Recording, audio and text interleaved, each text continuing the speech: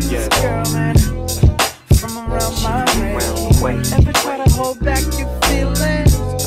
But it just wouldn't say. But when I finally found the words to say. Hey everybody, welcome back to my channel. If you're new, welcome. If you're returning, welcome back. Today's video is going to be a watch me work with application. I've already done all of the cuticle work and prep, so now I am just going in with Young Nails Swipe to clean her nail beds and remove any dust that may have been left behind from me cleaning her cuticles and shaping her nails.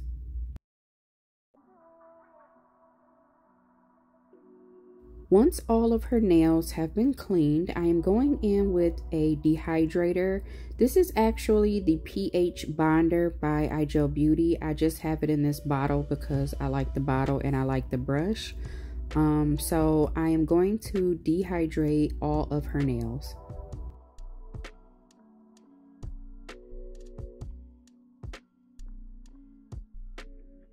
Once all of the nails have been dehydrated, I am going in with Young Nails Protein Bond as my primer. I put on a thin layer over the entire nail and allow it to dry for about 25 to 30 seconds before I apply my full cover extensions.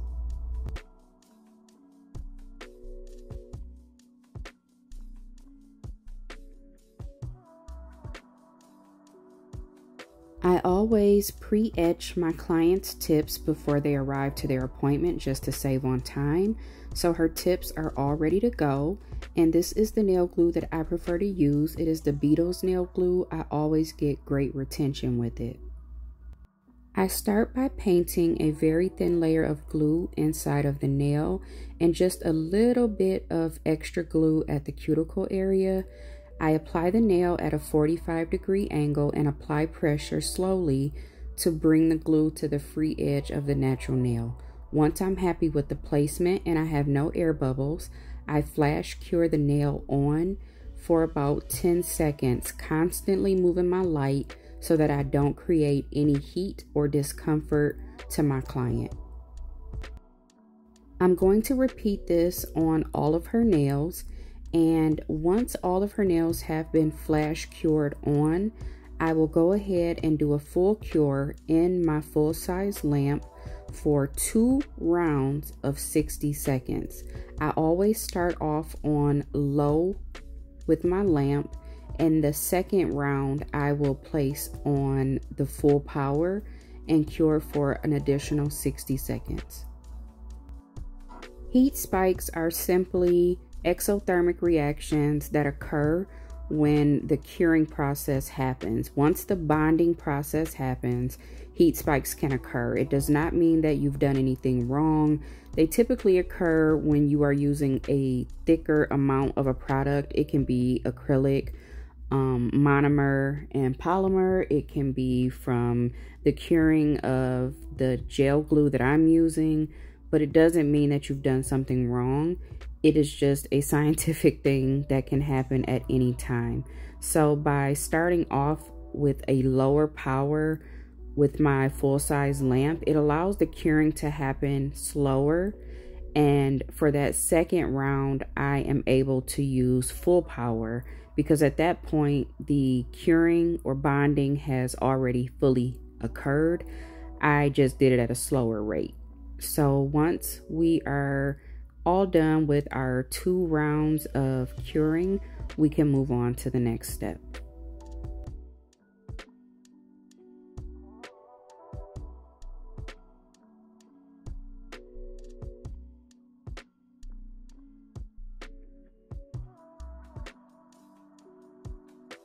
Once all of her nails have been cured, I'm going in with a no wipe top coat on the underside of the nails, just in case any of that glue came up past her free edge.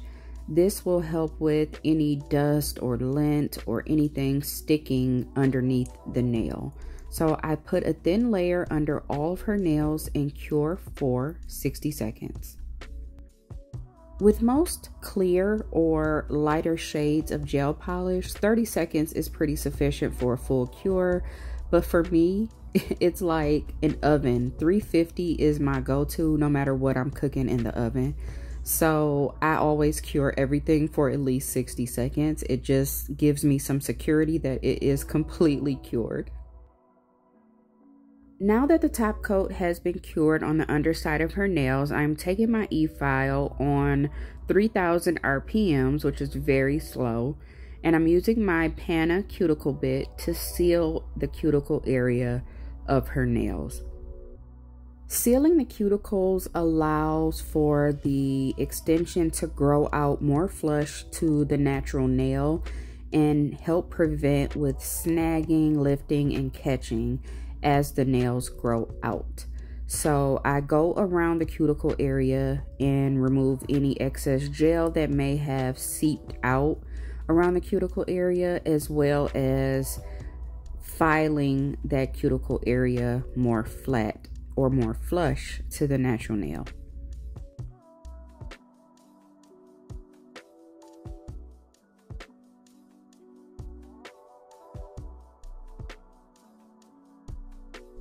Before I begin sealing the cuticles on her other hand, I'm just using my nail to scrape any gel that may have clogged up the bit so that it works properly on her other hand. Once I have cleared any gel buildup from my bit, I'm just repeating that same step on this hand and removing any dust once I'm finished.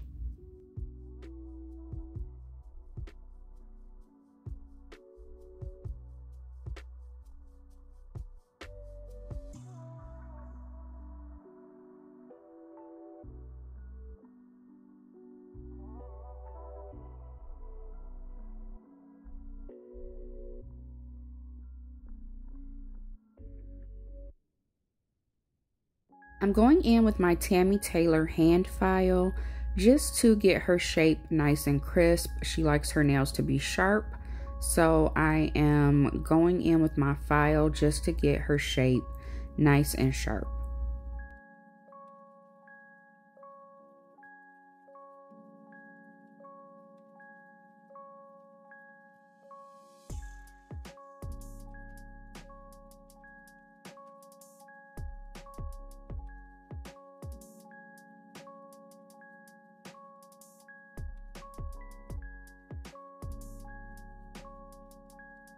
I'm also using my dust brush just to get any excess dust that I see on the underside or on the tops of her nails, just kind of killing two birds with one stone.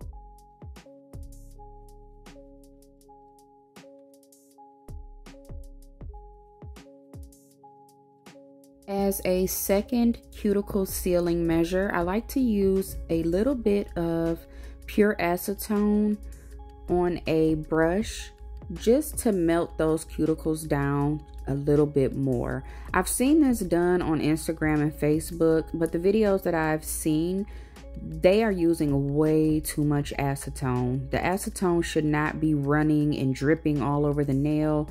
That would cause lifting and problems with your set. I literally just lightly dip the brush into the acetone. I wipe it off on a paper towel or a lint-free wipe, and then I scrub it into the cuticle area. You don't see me dipping the brush over and over and over again because it's not necessary. My daughter decided she wanted to do a glow-in-the-dark color, so we went with this pretty Apricot Fusion by Igel Beauty, which is a really pretty and feminine peachy color. I'm going in with 2 very thin layers, curing each layer for 60 seconds. And this color actually glows a really bright neon green or a greenish yellow color. Super pretty. I wasn't expecting it to glow that color, but yeah, it's a really pretty color. And the glow on iGel Beauty's glow in the dark polishes is so bright, it's insane. So if you're in the market for some really good glow in the dark gel polishes, definitely check out iGel Beauty.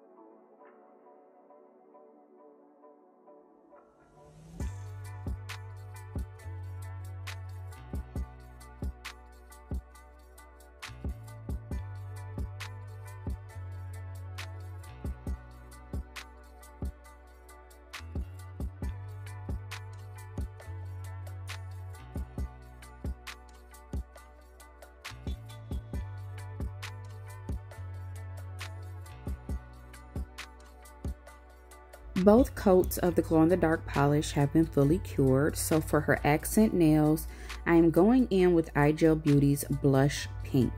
We decided to do a corset nail with a bow, and I decided that I wanted to do a more sheer pink for the base of this nail because the corset design is going to be in a coordinating peachy kind of color.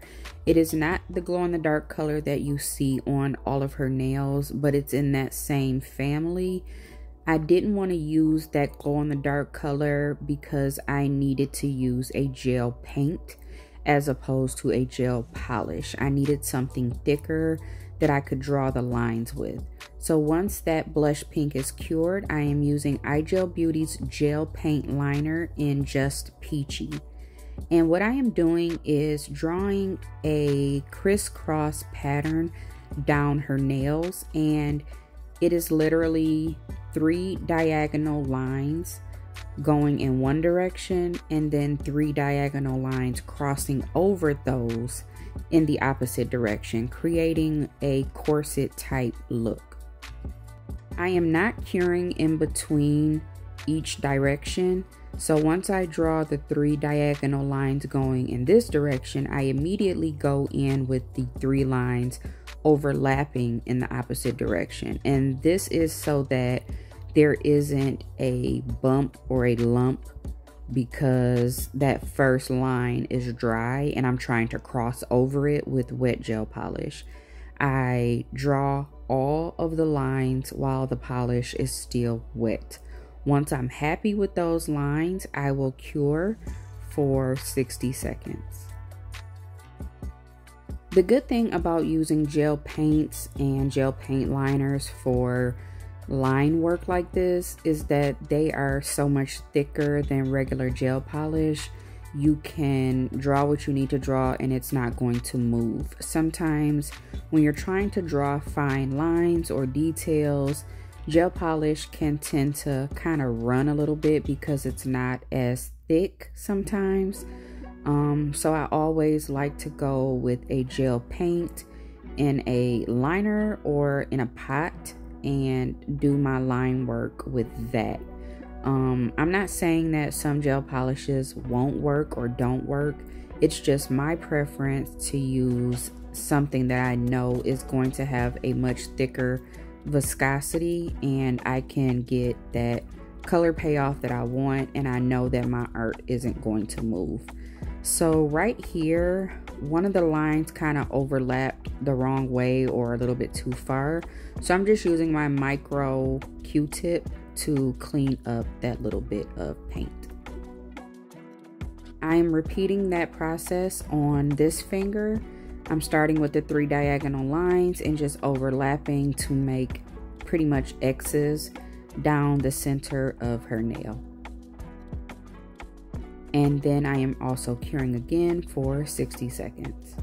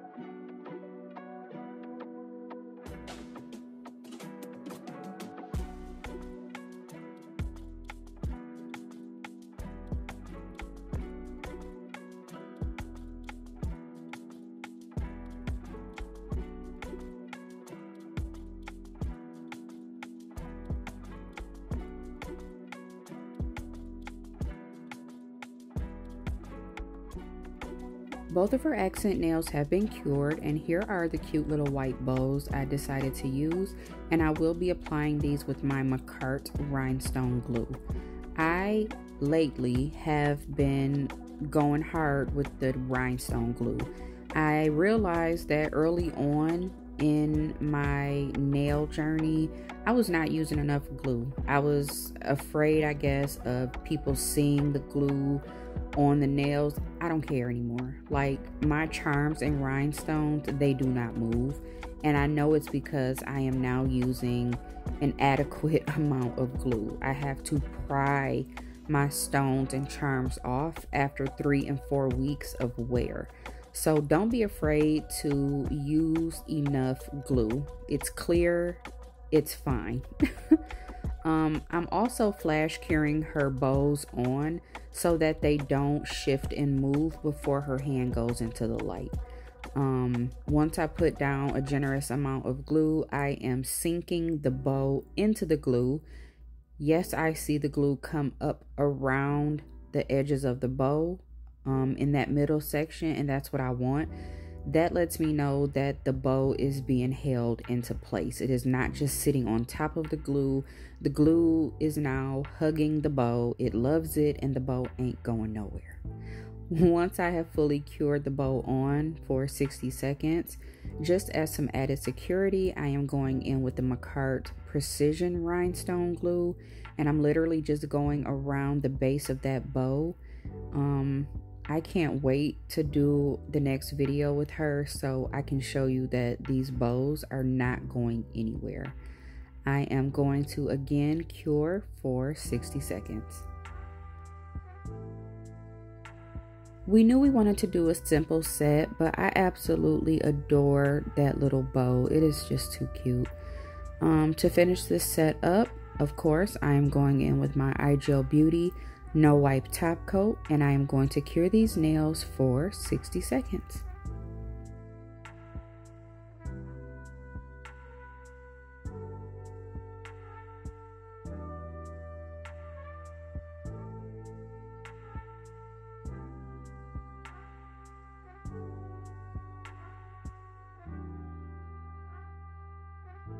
I hope that you have enjoyed this video. I hope that you will come back and watch the next video. I appreciate you all so much. Thank you so much for watching. Please don't forget to like, comment, share, and most importantly, subscribe to the channel. It lets me know that you're enjoying my content, and it gives me the motivation to keep going. I will see you all again soon in the next one. In the meantime, take care of yourselves. Bye.